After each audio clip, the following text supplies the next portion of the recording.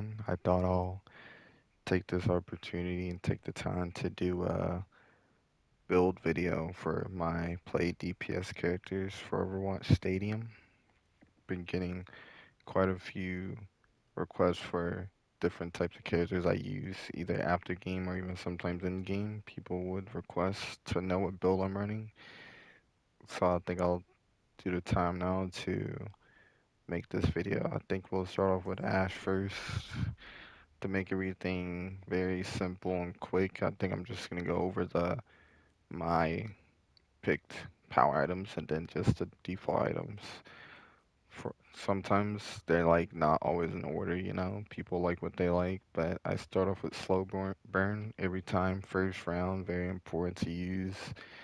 It's really helpful against like good players, even sometimes when against Zimmers with hard mercy pockets, but having the ability to have the burn effect, two taps to the head. They majorly changed Ash kit recently with this updates, and I always start off with this one first, and then I would go with the controlled boom after you throw your nade, just like a normal Overwatch with the minor prick. You can just tap your button again, and it starts the detonation. Now, before they changed her, I never really went with ability power. I always went weapon power, because I'm more of a aiming player, especially against good people. It's always nice to have, better aim than your enemy to get easier kills that way. But with this change season for Ash, I mean, you kind of have to go with a little bit of ability power with her new kit build. So I recommend going these two here at the bottom with this as well. This just gives you, better nade capabilities, you know. And then lastly, I would probably go with the double barreled or the reload therapy, depending on my team. If I'm not really getting support help as much, I would always take the reload therapy. It works really well with Ash, especially if you're consistently putting out damage, always needing to reload and everything. Reload therapy is great if you don't have any, good support. But if you're constantly getting dived on, then yeah, I definitely recommend taking that there. But I normally just stick with these four here. Sometimes that 50-50. And then when it comes to normal items, for majority of DPS characters, you want to go with these two bottom items. Now, I'm not going to show early game items here. I think I'm just going to stick with the, late game expensive items just to, so people can like, you guys can work off with whatever you can afford towards the end. But these two here are really important when it comes to damage output, and then always doesn't even matter what character or role. This pretty much gives you, as you can see, the four things there on the side, 10 there for ability and weapon, and then you get the 15% life steal for ability and weapon, which is obviously a big deal. Fastment Flex is really good. And then you can always, get Codebreaker for, the armor reduction and everything.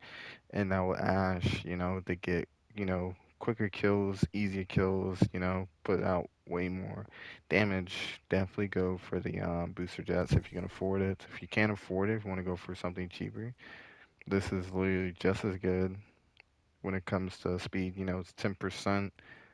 This one's 20. There's nothing wrong with the 10%. 10% is just as good. Obviously, 20 is better, but the game allows you to perform well with speed at even 10%, and then you get the 5% move speed. It's cheaper, Then you could go with this one as well.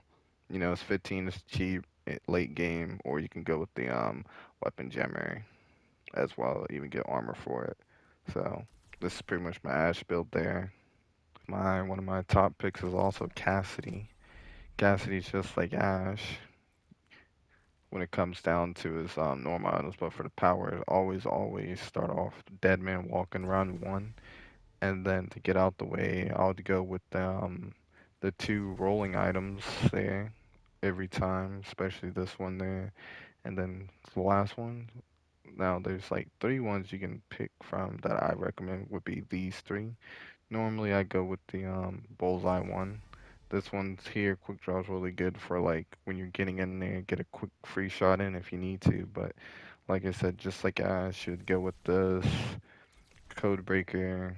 You could do ammo too for cast, but I'd hardly take ammo. But I think it is really important to always get the weapon speed for cast too to put out more, damage over time way quicker, especially if you need to fan down a tank with your fanning hammer as well. It's really good, really powerful for cast. And again, fast but flux. And then maybe you can go with like that there, have the 6,000. And to also, while we're on cast, because sometimes I do go for these. If you don't really like need to go for anything else there when it comes to weapon power or anything, if you come over to survival, this item here, I think it's new this season. It's really strong.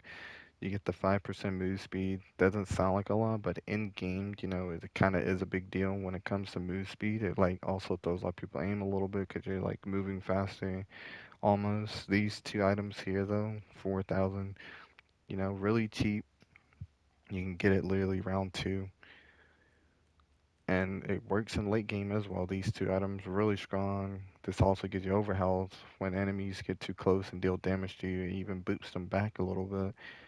This just converts 100 of your health to armor. And then there's always overdrive core, really, really one of the good ones. Very big pick in high elo lobbies, especially if you're needing to like get like items for survival. If you're fighting against people who are like on them, smurfing, really good players, pockets, stuff like that. This helps a lot. I won a lot of my matches because of it.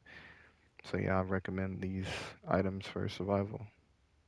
Now soldier, what is like my most picked DPS this season so far.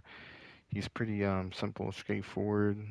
Now normally depending on the enemy team comp, I do normally always take the double helix first round every time. And just to show because I did say I wasn't gonna show like first early game items, but I always start off with like these two here for one power then ability, and that's like guaranteed kills first round every time. But realistically, late game, like Ash and Cass, go for these two. Codebreaker for Soldier, also really get that weapon speed, quicker TTK, Phasma Flux, and go for ability power too as well. Get the 35 here, the champions kit.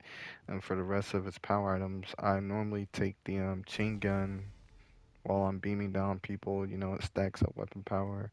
And if your support isn't good or anything, you're not really getting help. These two here will definitely help you. I mainly take these two regardless of anything. But if I'm, wanting to feel like cheesy about it, I'll probably like take this one off and then go with that one and yeah, this is pretty much my soldier build that I normally default to. Now for Genji, I've been getting requests for Genji recently a few times. I normally just go with the melee build every time. For Genji round one, I always start off with this and then I'll go for this one. Then maybe depending on what they're using, I'll go for this. And if you feel like the enemy is shooting into your deflect a lot, and you're like really aggressive, I'd highly recommend these two, especially if you're going for a melee build. Normally, I would take between this though or this one, depending on what they're using. I'll also go with this one to secure easy kills with my blade if I'm feeling for it. But if they're definitely feeding into your deflect, always go for this one. It's like really strong, automatic deflect, 200% projectile speed. It's like instant death. Now, there's two core items for the Genji build. It's like kind of mandatory. You will always get this one, and then you go to survival. If you see this gauntlet here, gives an extra 15%, and it puts your melee power on 40, which is huge. And the one here, the first one you pick, it's increased by 50% when you hit him in the back of the head. So that's like pretty much leaving on 1 HP almost. And the weapon power also stacks into the melee power for Genji as well. So these two items, and of course, since you're on Genji, you want a little bit of weapon speed. And then, the Phasma Flux classic item right there. And this right here is like one of the best melee builds for Genji that I typically run when I play Genji.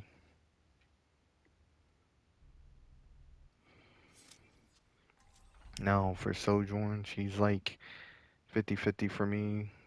Less pick over the others, but when I do bring her in, I do perform well sometimes, even against decent good players in high elo.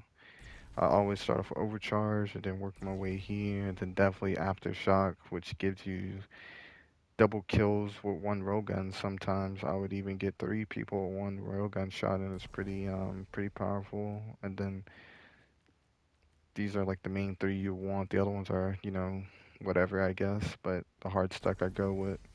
Same thing for the other characters. You get this one. Now this one here gives you instant reset cooldown for power slide. When you get a kill or assist, your power slide resets instantly, which is obviously a huge deal for Sojourn to have the mobility. But these two get this one, of course, Codebreaker, Phasma Flux, and I guess you could go with a little bit of Billy Power Champions kit, get that 35% boost. This is like my go-to Sojourn build right now. Really powerful, easy security kills. If you're good on Sojourn, this build, you'll like dominate any lobby that you're in. Okay.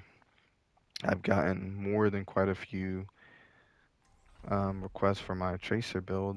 I'm just gonna breeze through Tracer really quick. I mean, it's Tracer Stadium.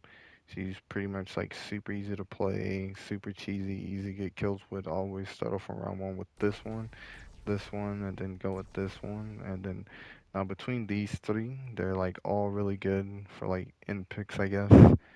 But normally I just go with the auto recall to have like an extra life type thing. And for like any other character, you'll go with these two, Code Breaker.